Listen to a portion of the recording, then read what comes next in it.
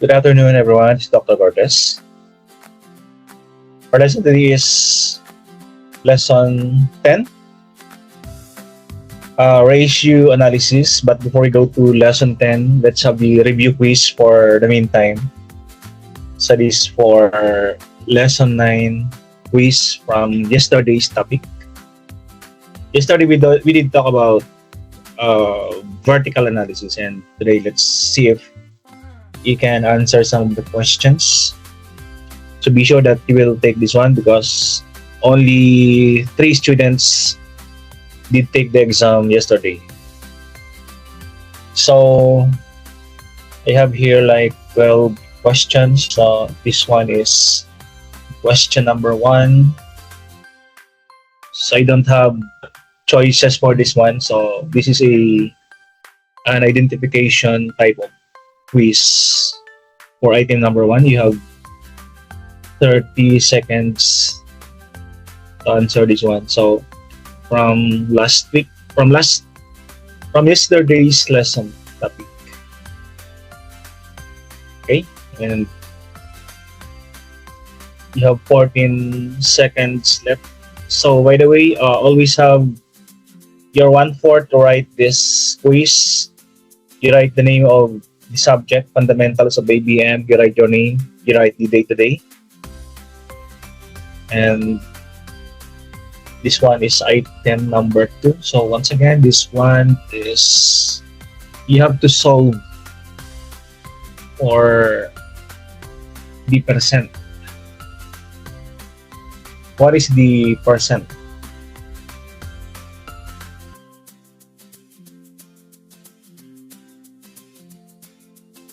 So question number 2.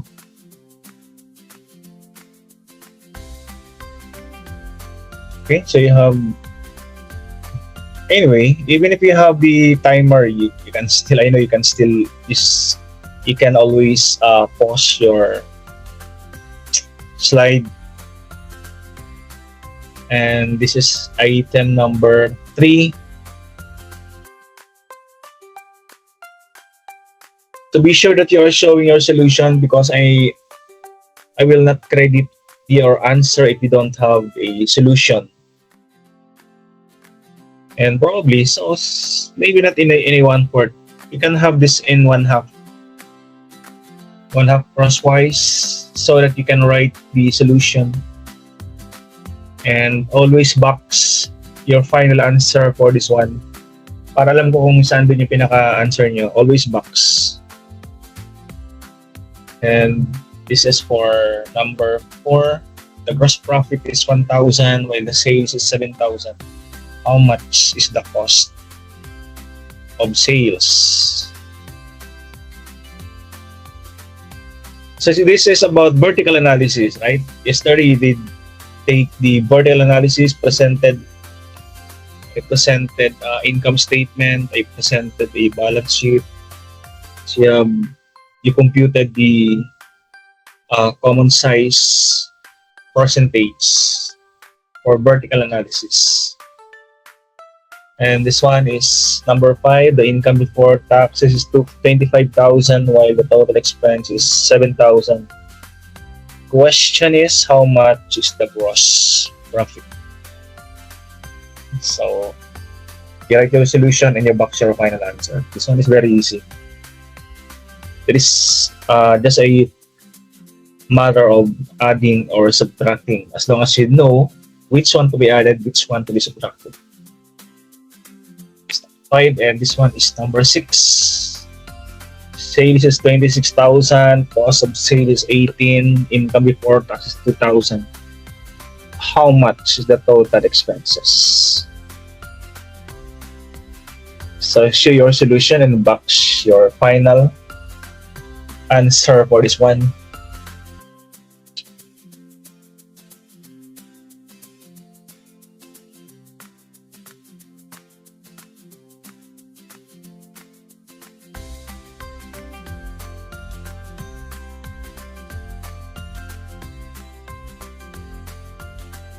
So item number 7 is coming up. This one is item number 7. We can use the trend percentages to construct a blank so we can see the trend over time. So we don't have choices for this one. So you fill the blank.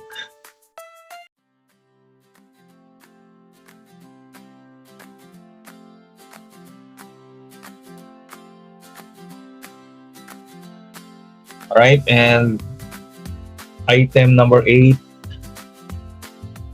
coming up.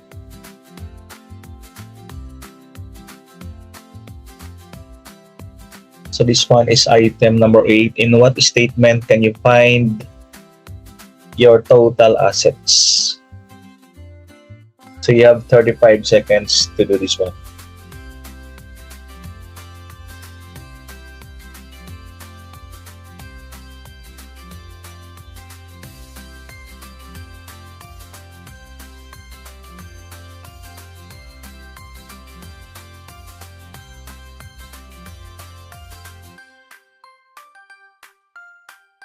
Right, and item number 9 coming up. So this one is item number 9. In what statement can you find revenues?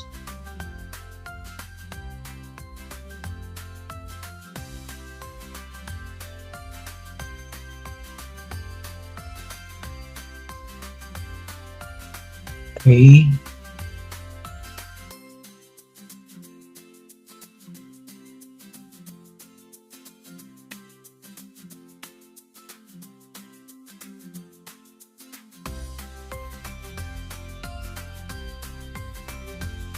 Item number 10 coming up.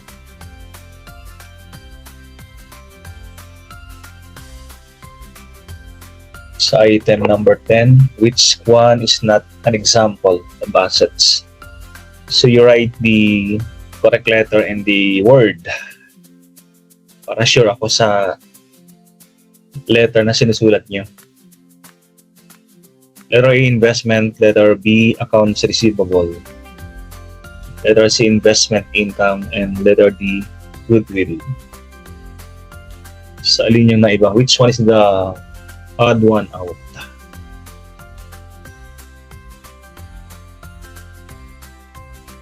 Okay, that is number 10. So number 11 coming up. So this one is number 11. Total cash is 200,000, total receivable is 120, and total asset is 700,000. What is the common size percentage for cash?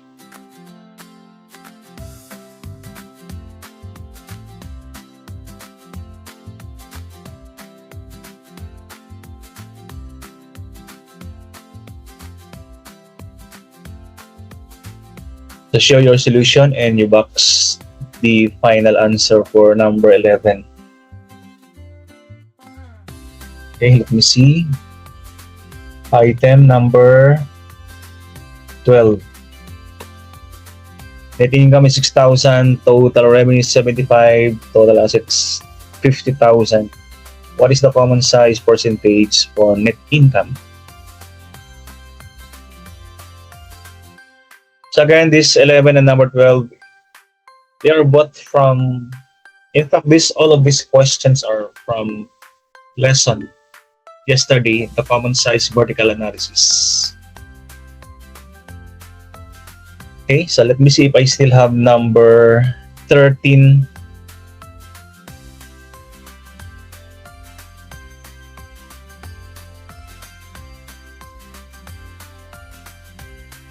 Okay, that would be it. I only have like 12 items for quiz for lesson 9. And given that, so let's go to our lesson today, lesson 10. Still for the subject fundamentals of ABM. Lesson 10 is about ratio analysis. So lesson 8 was about horizontal, lesson 9 is about vertical, lesson 10 is about ratio analysis. And once again, this is with Dr. Cortez. Okay, so I'm going to lay down here the agenda, the syllabus.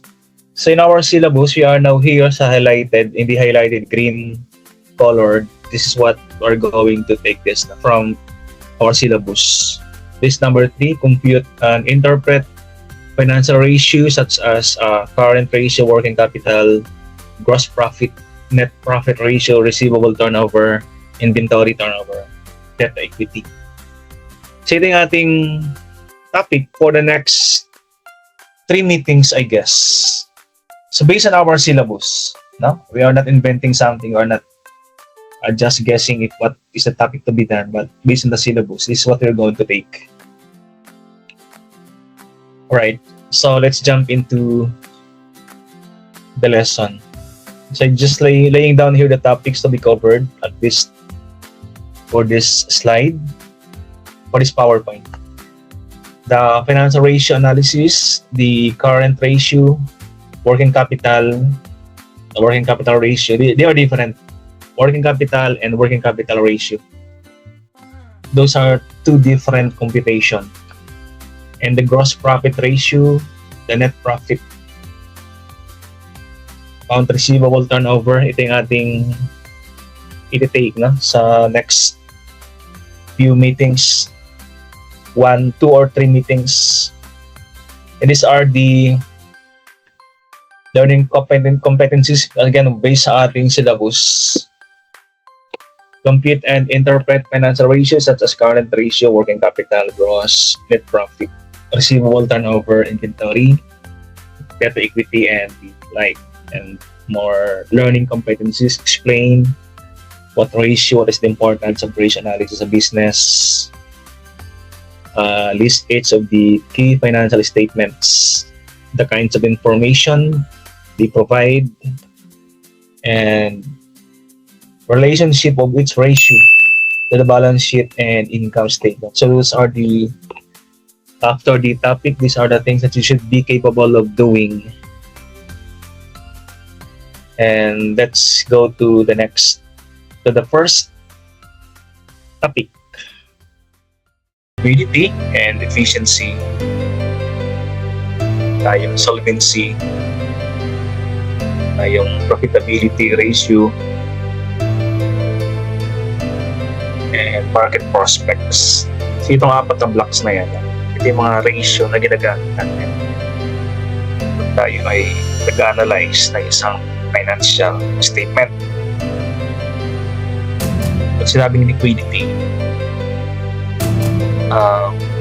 gaano karaming pera or what is the capacity of one company to pay out yung mga immediate or short-term obligation, financial obligation ng isang company. Yan ang liquidity. Sinabi ng solvency, so gaano ka-solvent or gaano ka ang capacity ng isang company to pay out long-term financial obligation. Pag sinabing short-term obligation, ito yung mga binabayaran natin routine o binabayaran natin sa loob ng isang taon, like electricity, water, education expense, PLDT, internet, salary, empleyado natin, purchase of supplies, mga routine yun na. Sa loob isang taon, binabayaran natin yun. So, madalas, no?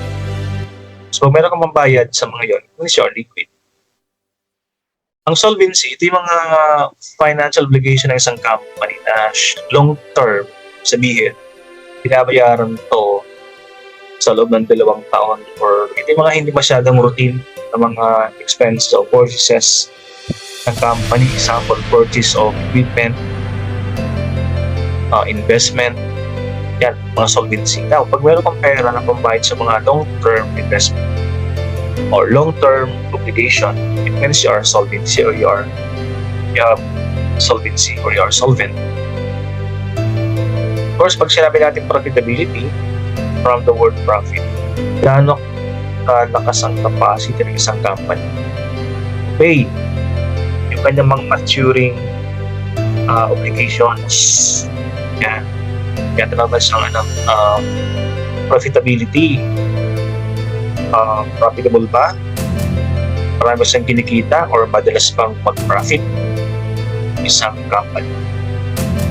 And market prospect, sabihin gaano ka saleable yung isang business, gaano siya ka-attractive sa market or mga prospective buyers ng isang company. So in a nutshell, yun ang mga definitions ng apat na 4 main groups of ratio analysis. So let's move on. Within efficiency, ito yung mga tools na ginagamit natin to make sure ang liquidity and efficiency ng isang business organization or company. So, current ratio. Sa current ratio, ginagamit natin yung mga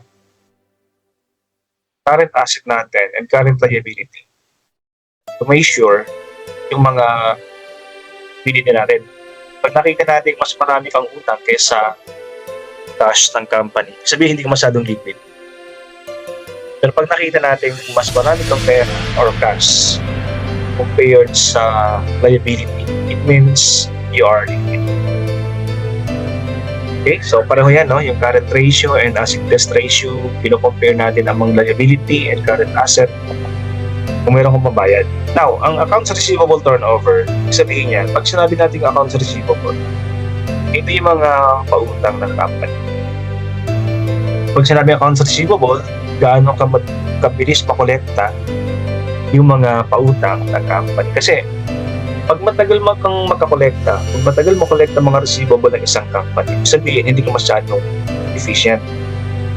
Example, isang taon bago makolekta, efficient pa ba? Hindi na. Pero pag sinabi natin, 20 days lang, nagkakolekta mo na yung mga receivable ng company, ibig sabihin, efficient.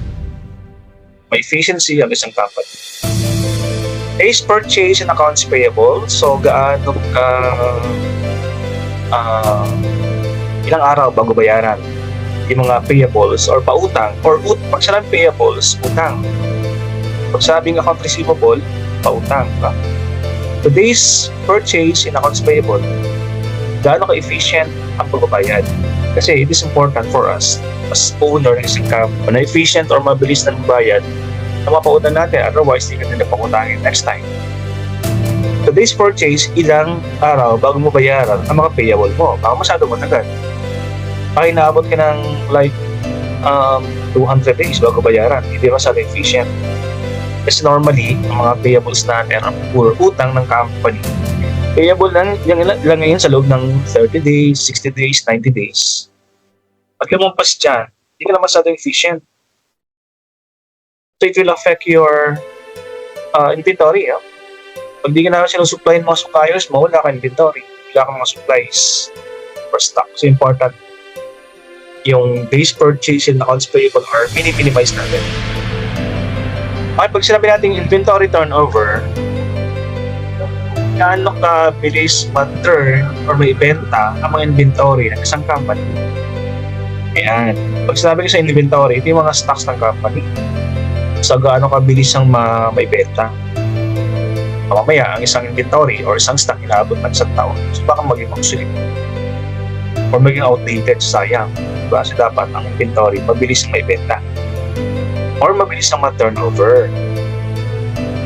Ang minimization natin. Pag sinabing days sales and collected, ilang araw bago ka makakolekta. Ayan. Yung kasi, yung accounts receivable turnover, ilang beses yan, isang taon na nakakolekta. Pero pag sinabing days sales and collected, ilang araw bago ka makakolekta. So magkaiba yan, ha. Ito ilang beses ka nangongolekta.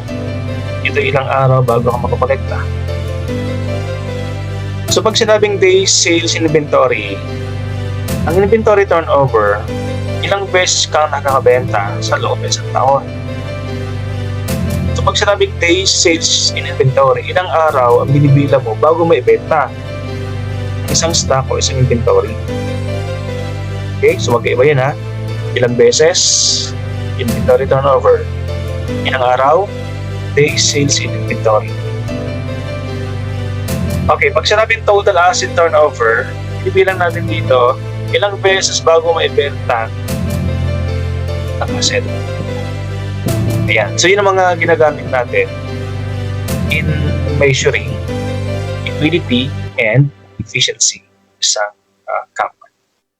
Okay, so let's move on.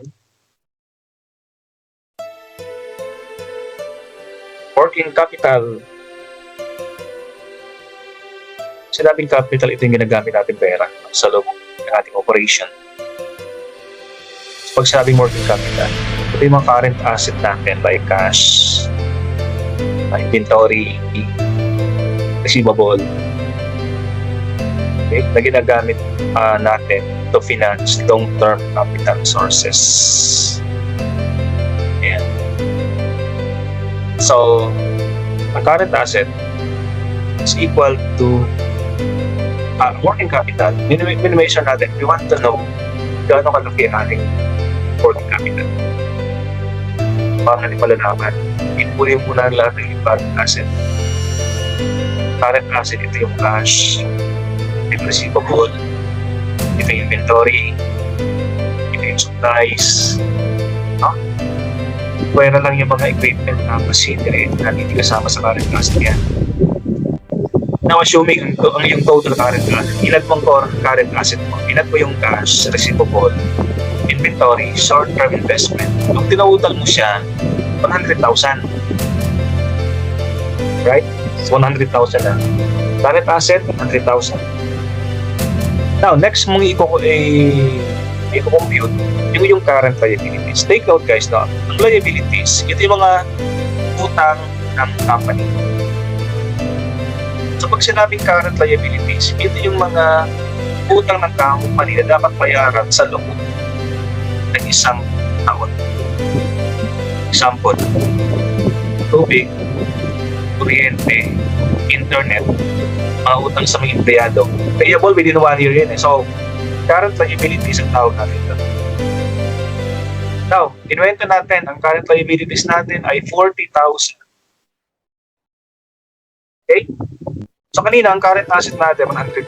Ang current liabilities kaya ay 40,000. So, get the difference. 100,000 minus 40,000 is equal to 60,000 pesos. So, ating working capital ay 60,000 pesos. Okay? Ano ibig sabihin yan? 60,000 means if you have a working capital of 60,000, it suggests a strong liquidity position and ability to meet current obligation. Ibig sabihin, meron kang 60,000 na pangbayad sa iyong mga current 60,000 ang natitira pambayad sa mga current obligation, working capital ang tawag natin dyan. 60,000, di ba? Marami pang natira sa iyong working capital na magagamit. Pag working capital mo ay 5,000, sabihin, hindi yan strong liquidity. So, ang goal natin, as much as possible, we should have a more working capital para meron tayong liquidity or mas liquid yung company.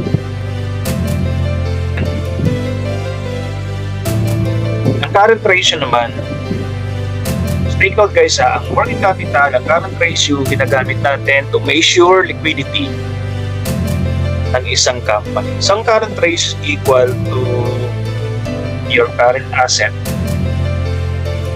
divided by your current liabilities. Yan ang asset divided by your current liabilities. Pakulan natin. Ang current asset kanina, ito yung mga asset ng company na madaling i-convert into cash like receivable, investment, supplies, inventory. Sampulan natin, kunwari, current asset mo,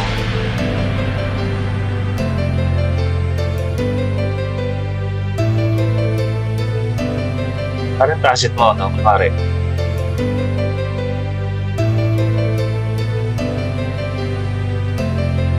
current asset 10,000. Ba natin siya? Current asset, 10,000. Okay? Current liability mo ay say 5,000. I-divide mo lang yan. 10,000 divided by 5,000. Ang lalabas is your current ratio. So, pag dinivide mo siya,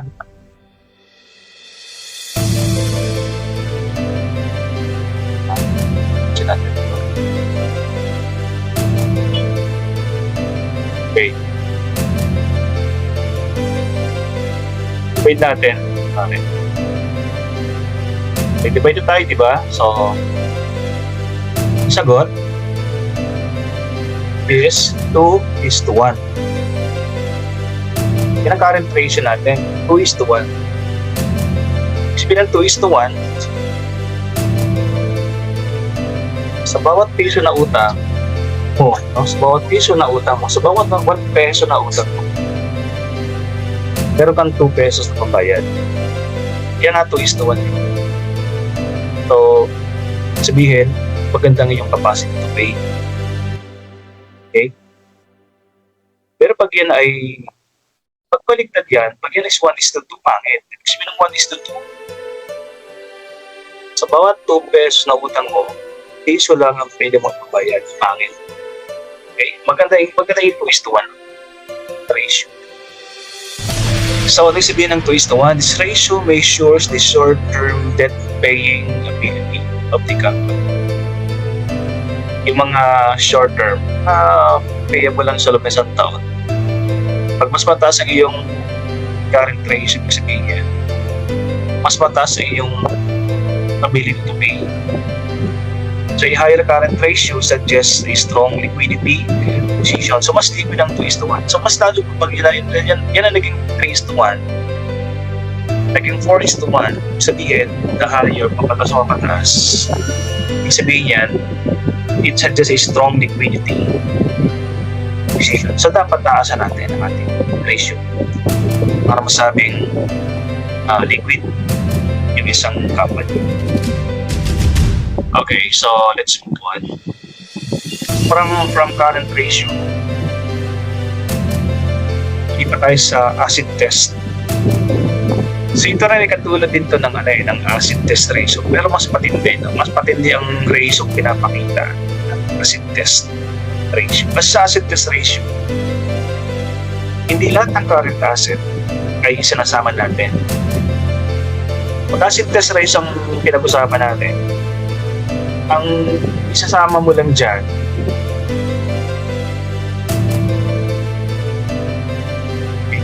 pag acid test ratio, ang isasama mo lang dyan ay yung cash, yung short-term investment, cash yung current, receivable.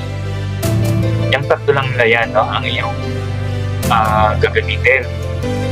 Yung ibang current asset ay hindi mo na isasama. Tatlo lang. So, mas detalyado pag sinabi nating acid test. Kasi itong tatlong yan, yung cash, yung short-term investment, yung current receivable, ang tawag natin dyan ay mga quick assets. So, quick assets ang ginagamit in measuring acid test ratio. Pero nito sa ilalim, yung current liabilities, ganun pa rin siya. Hindi nagbago tulad nung sa ating current ratio. Okay? So, lagyan natin siya ng sample. Pare, ating total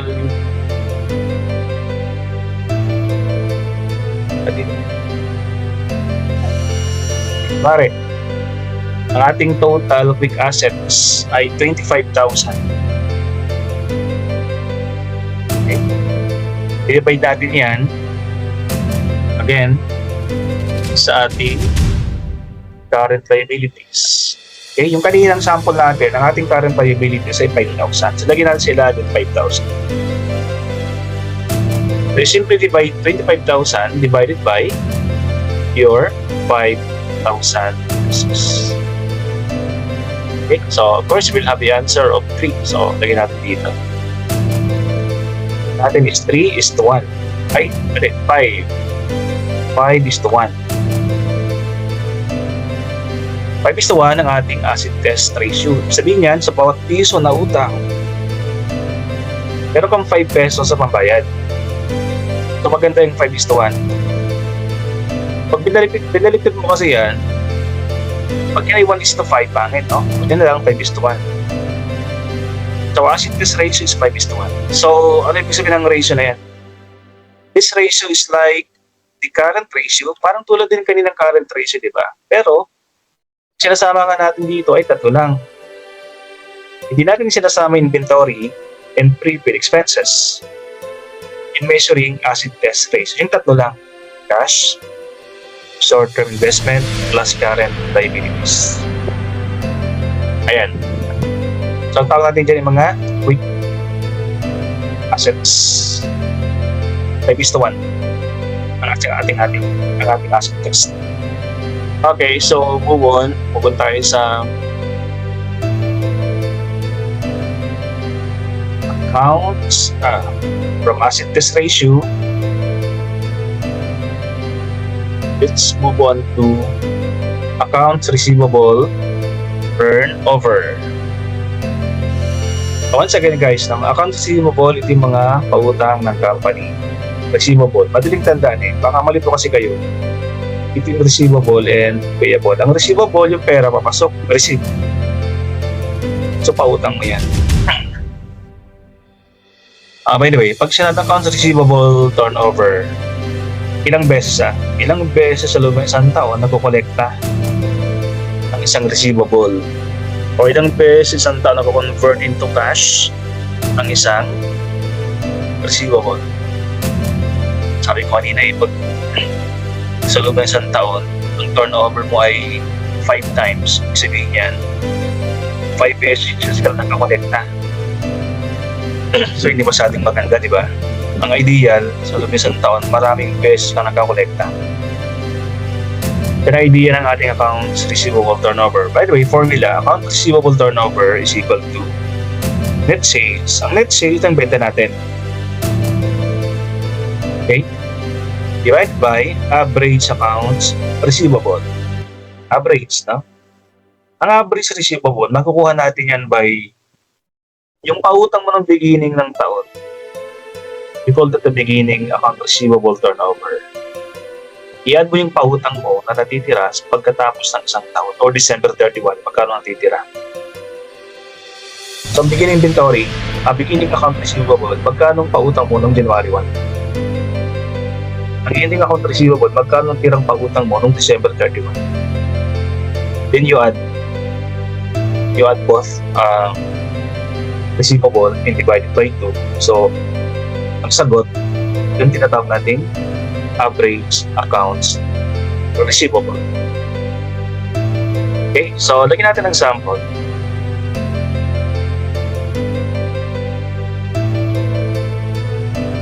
Okay, let's say, kunwari, ito, dito natin to.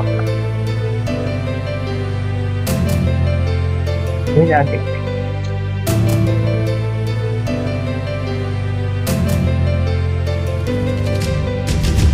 Okay, 20.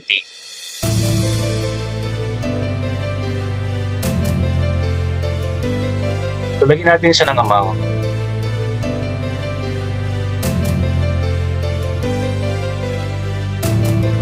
Okay.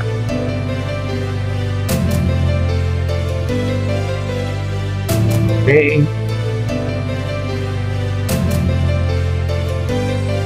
Average account receivable ito yung formula. Beginning plus ending divided by 2. That is your average account receivable. Ilagay natin siya ng okay, kunwari, ang net sales mo 100,000. Benta. Sales, benta. Okay, i-divide mo siya sa average accounts receivable.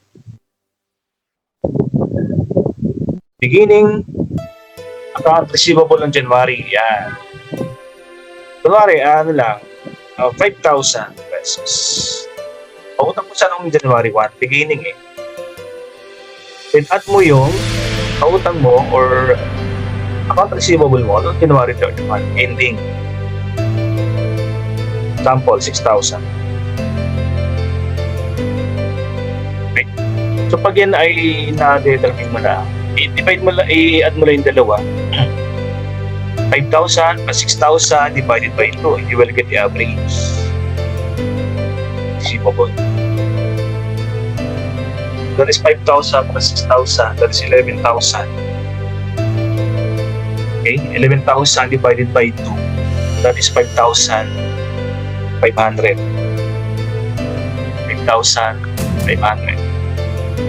Okay, so lagyan natin dito. 100,000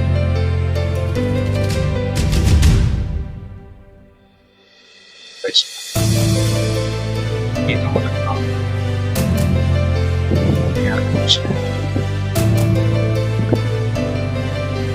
Okay, 100,000 divided by 5,500. Nakuha ang 5,500. 1,000 plus 6,000 divided by 2. Okay. So 100,000 divided by 5,500. So let's do the mathematics. Natin siya 100,000 divided by 55. Okay. Sabihin natin ay 18. Ating account receivable turnover ay 18. 18.18. Okay, pero pag niround up natin yan, 18 times. So, sagot ay ito sagot ay hindi peso. Ang sagot kasi ay ginapos natin dyan turnover ilang beses. So 18 times. Ring sabihin na 18 times sa loob ng isang taon, 18 times nakukolekta yung mga receivable ng company. Ganda. Diba? 18 pesos na nakakolekta. 18 pesos na convert ang receivable into cash. Ibig sabihin, marami kang cash. Okay. So, ating account receivable. Wala pinapakita ng 18 times. This ratio measures how many times a company converts its receivable into cash or ilang beses ulit. Alright. So let's move on sa next slide. Inventory turnover naman tayo. So once again, ang inventory turnover, ang inventory, yung mga stocks ng company that are intended for sale. Sabihin, pag meron mga bintahan ng sasakyan, ang inventory mo yung mga kotse. Pag meron kang pharmacy, inventory mo yung mga gamot sa loob. Pag meron kang mga grocery store, mga paninda sa loob, yan ang inventory. Ang inventory, depende yan sa anong business ang inyong pinapasukan. Pag sa inventory turnover, ilang beses mong naibibenta ang mga paninda mo or mga stock. Baka mamaya inventory mo 5 times lang. Ang ibig sabihin nun, matagal mong maibenta ang mga inventory mo. Ang maganda dyan, mabilis or madalas ang turnover. Sabihin, nabibenta ka agad. So, ang formula natin, cost of goods sold. Ang cost of goods sold, ito yung puhunan. For example, sa loob ng isang grocery store, pag inipon mo lahat ng mga paninda sa loob ng grocery mo, ang puhunan mo ay 10,000. Yun ang cost of goods sold. Puhunan ha, puhunan. Hindi ko sabi pag naibenta. Ang puhunan mo sa loob ng iyong grocery store, pag tinotal mo, example lang, is 10,000. That is your cost of goods sold. Okay? So divided by average inventory. Saan ba ang average? Ganun din naman ang average na. Inventory mo ng January 1, yan mo inventory ng December 31, divided by 2. That is your average inventory. Okay, so pwentahin natin ating inventory turnover ng beses na bibenta ang mga paninda. Okay, so taasan ko lang ito, inventory, then taas ko siya. Oh.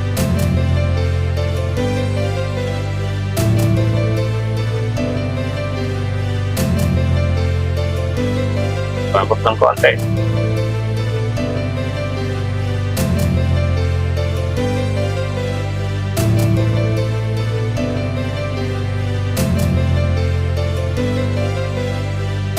So, ang formula ng average inventory is beginning inventory plus ending inventory divided by 2 will get your average inventory. Okay, lagyan natin ng sample. Kumari, ang cost of goods sold ng company is 75,000. So, goods sold, 75,000. I-divide mo siya sa average inventory ng company. Okay, so divide by. Kunwari, assuming ang average inventory mo, ang inventory mo noong January 1 or beginning inventory mo noong January 1, pag sinusunod natin yung formula ha. Okay, inventory mo noong January 1 ay 7,000 pesos. Noong December 31 ay 3,000 pesos. Ito na, no? Yung ating numerator and denominator, then we're going to divide. Simply divide. Dalawa, 7,000 plus 3,000. And ganun din, divided by 2 para makuha natin ang ating average inventory. So, 75,000 ay, so magkano ang kanyang ating average inventory? Average inventory natin, 7,000 plus 3,000, that is 10,000 divided by 2. Diba? So, we get 5,000. Divide natin, sa kasagot niya ng average inventory ay 5,000 pesos. Right? So, therefore, that is 75,000 divided by 5,000. Right? So,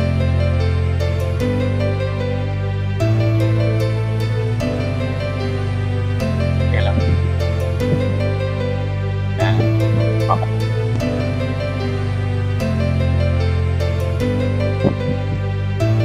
Okay, so 75,000 divided by 5,000. Natin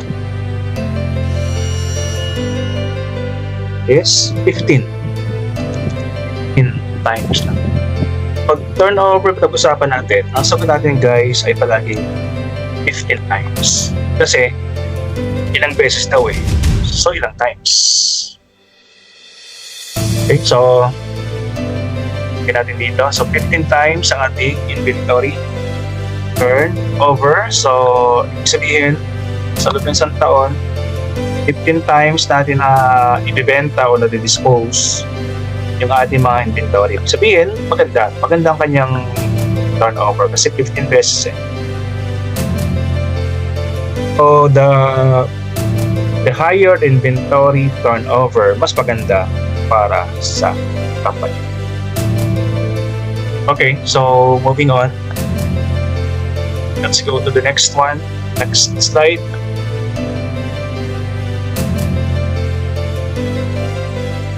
Days receivable collected.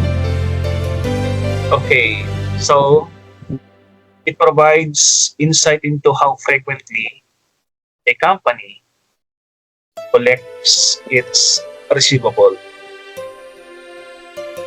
So ilang araw? Days sales uncollected.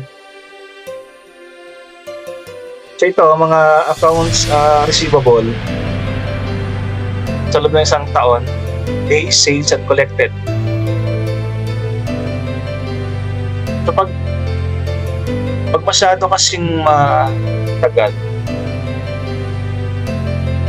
collection ng ating mga receivable, so ibig sabihin yan, pangit. Example, ang lumabas ay 10 buwan bago makakolekta.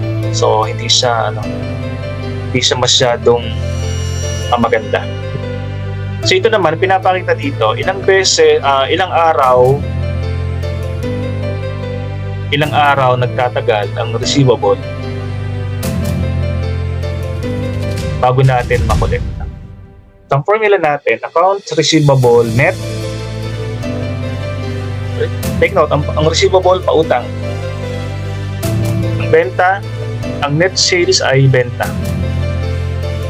So kukwentahin natin siya.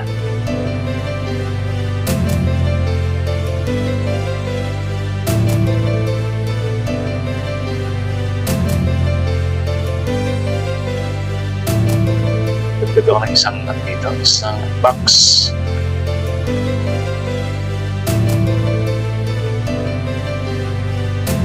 Okay.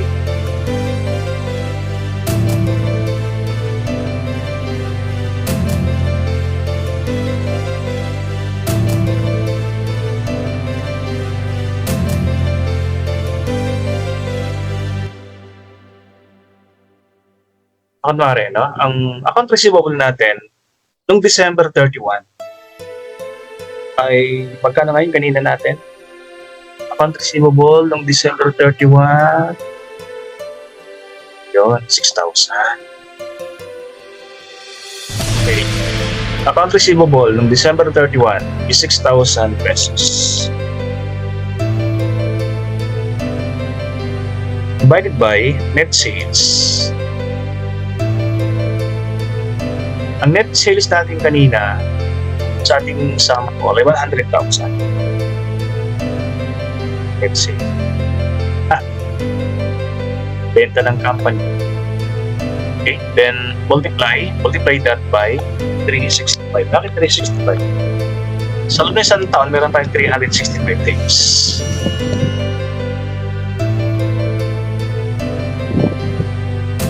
Okay, kaya ang ating formula ay gano'n.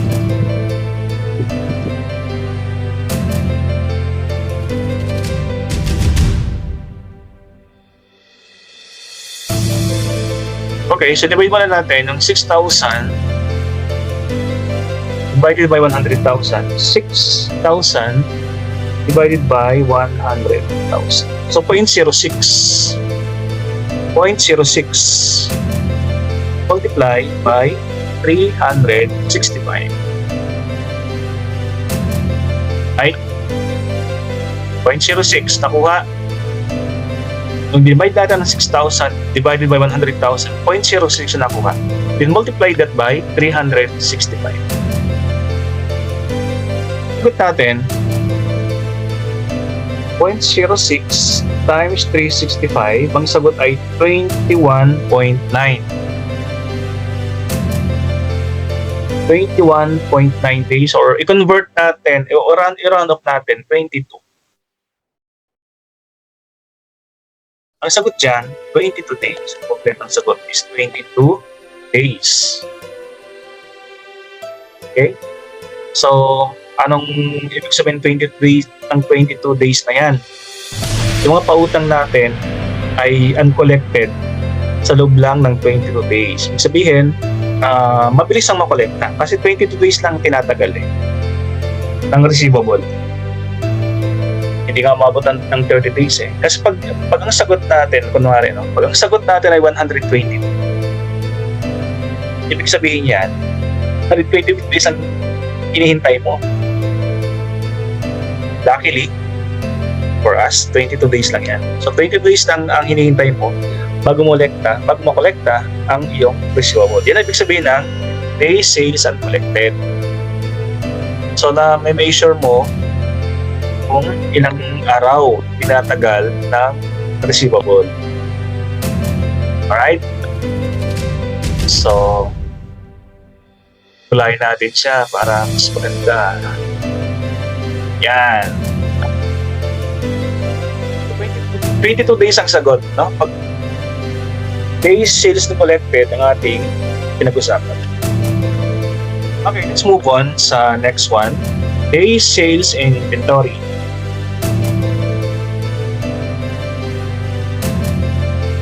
Okay, so ito naman, ang kinukuha natin dito, ilang araw ang tinatagal na inventory. Yung kanina kasi, inventory turnover yun eh. Pag sa amin inventory turnover, ilang beses natin na inibenta. Ito naman, ilang araw ang tinatagal na inventory bago natin maibenta.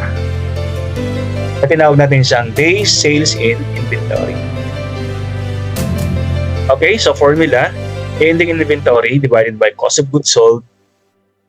So, ang ending inventory, ibig sabihin niya, no? Sa katapusan ng taon, December 31, ilan ang natitirang inventory? That is your ending inventory. Right? Then divided by your cost of goods sold. Cost of goods sold, ito yung value ng puhunan ng mga stock mo sa loob ng iyong tindahan or grocery. Then pag nakuha mo na yung sagot, pag na-divide mo na ending inventory divided by cost of goods sold, i-multiply mo na siya ngayon sa 365. So bakit 365? 365 ang total day sa loob ng isang taon. Okay? Now, ang sagot niyan, pag nakuha natin yung sagot na ratio or ilang araw, this ratio is useful measure in evaluating inventory liquidity. Gaano kabilis daw ang hinihintay natin bago ma-convert. If a product is demanded by customers, this formula estimates how long, gaano katagal, ilang araw bago maibenta ang isang inventory. So measure natin, no? Magandang gamit to, this one is a good tool for us as owner para ma-measure natin ilang araw ating hinihintay. Okay, so lagyan natin siya ng sample. So, litan muna natin ating mga okay, then baba natin para mayroon tayong space, no? 90 and lower this one na tayong gagamitin. Okay. No. So, again, insert ako ng panibagong box.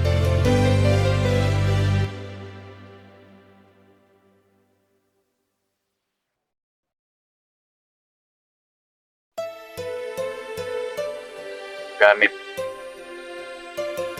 Yes, okay. So, yung sample ay dito ko ilalagay sa box.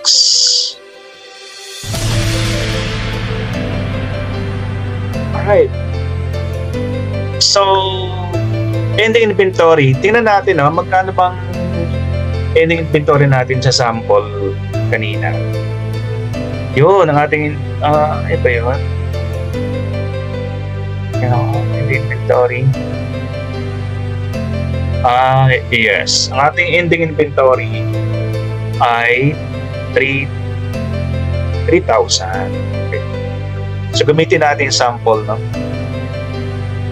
Okay, sa ating sample, sa mga naunang slide, ang ating ending inventory ay 3,000 pesos. Divided by your cost of goods sold, ang ating sample cost of goods sold sa ating previous slide ay 75,000. O, una natin gagawin, divide mo muna yung dalawa. Okay, so 3,000 divided by 75,000 and you will get 0.04. Okay, so pag na-divide mo sila, alright, 0.04 ang sagot. Okay, dito 0.04. So itong 0.04, ito yung multiply mo ngayon sa 365. So multiply 365. 5 days ang ibig sabihin yan. Okay. Multiply mo na, ang sagot ay 14.6. Or if you want to round up, that is 15. So 15 days. Ang sagot natin ay 15 days.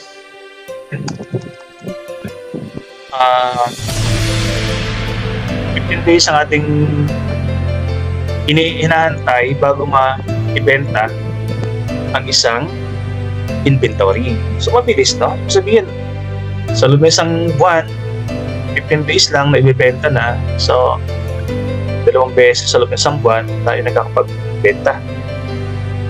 Mabilis ang 15 days, no? Sabihin, mas konting araw, mas maganda ang ating days sales in inventory. Right? So, yun ang ating day sales, no? Magagamit natin yan kung if you want to make sure gaano ka-saleable ang isang inventory. Okay? So, let's move on. Dito naman ay accounts payable. Accounts payable turnover. Once again, pag sinabi nating accounts payable turnover, ito ay utang. Ang account receivable, pautang. Ang payable, utang. So this ratio measures how many times a company pays. Sa loob ng isang taon, ilang beses na nagbabayad ng mga payables natin. Ilang beses. Kasi turnover, pinag-usapan eh. So, ang sagot na lalabas dito, how many times? 5 times? 6 times? 10 times. No? So, lagyan natin ang data. Lagyan natin ang sample. So, data na ulit ito. Tapos natin. Okay.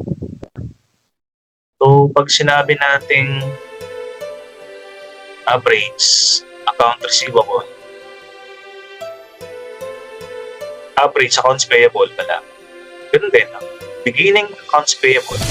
Pagkano payable mo pautang ng January 1? That is your beginning.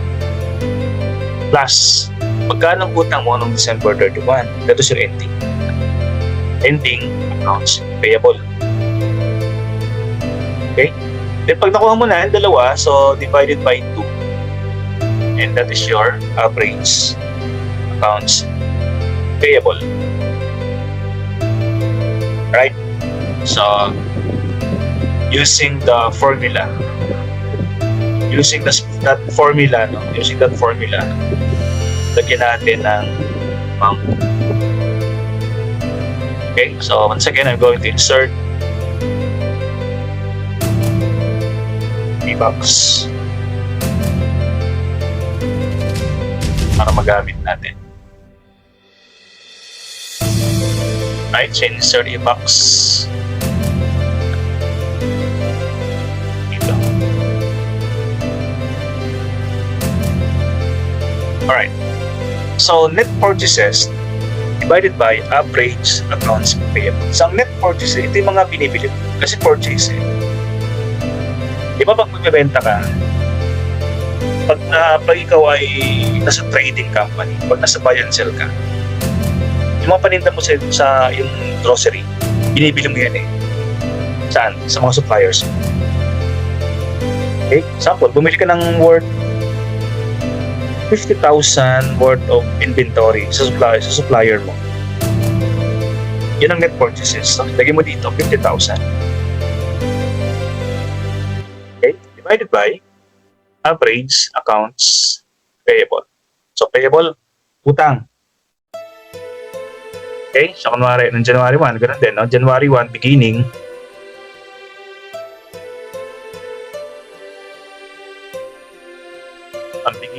Ang beginning payable mo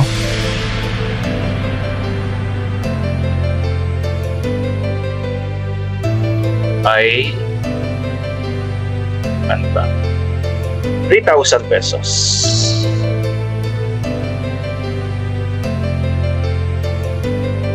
Beginning to, no? Then add your payable ng December 31. That is your ending accounts payable. O, kompleto na. Makuha natin ang average accounts payable. Yan ay nakuha mo na, i-divide mo na siya ng divided by 2, di ba? Nag-average tayo. Get your average accounts payable. Okay, so 3,000 plus 2, 5. 5,500 divided by 2. Average accounts payable mo ay 1,750. Right? Yan. So, 2,750. So, divide mo na ngayon. 50,000 divided by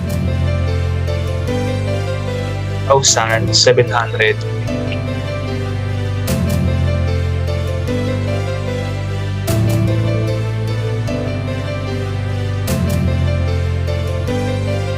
Okay, 50,000 divided by 2,750.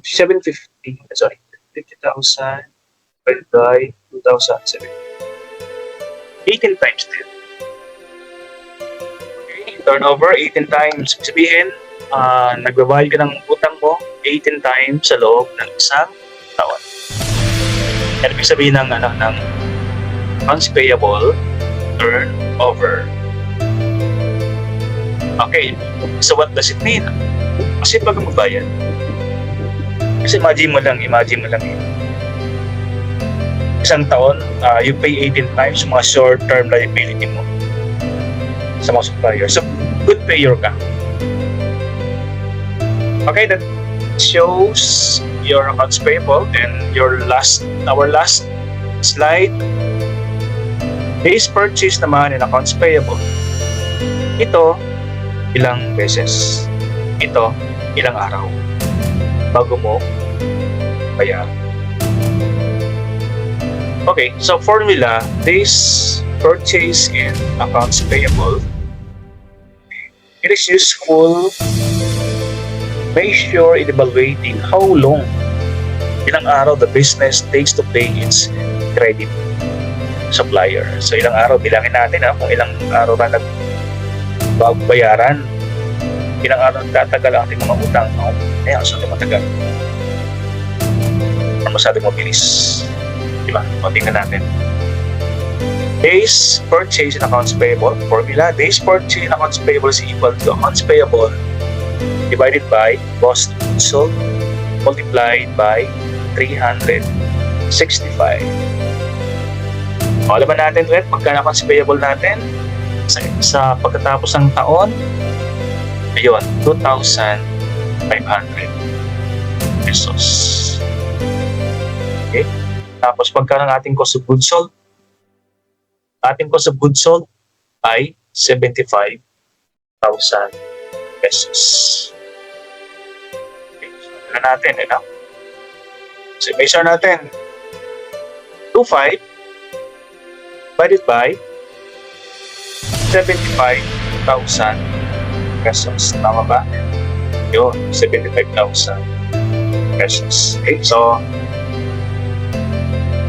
for this one, so pilihan ko ulit ito. Right, taas natin. Okay, so ito itaas natin. Ibaba natin. meron tayong space. Yes. Then, insert ulit ako ng box para meron tayong solution box. Okay, so na-determine na natin kung magkano ang ating accounts payable. Sabi natin, 2,500 from previous example. To 5. So, divided by cost of goods sold from previous example, that is 75,000. Okay, so we simply divide. Pag na-divide na natin yan, multiply natin siya by 365 days.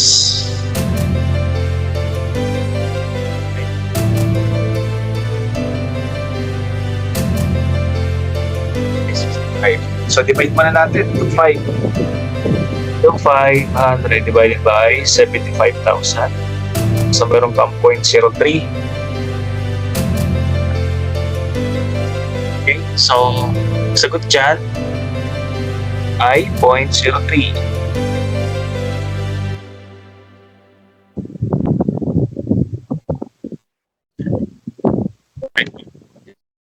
Ilalim yan. 3.03 times 365. Okay? 3 times 365. So, 10.95 ang sagot. 10.95. If you want to round off, that is 11. So, it means 11 days. Alright? So, sabihin 11 days. 11 days bago natin bayaran ang mga payable ng ating company. Which is mabilis, ha? 11 days lang, nagbabayad na tayo. So, good payer talaga ang ating company. So, yeah, that is how you measure yung days purchase and accounts payable.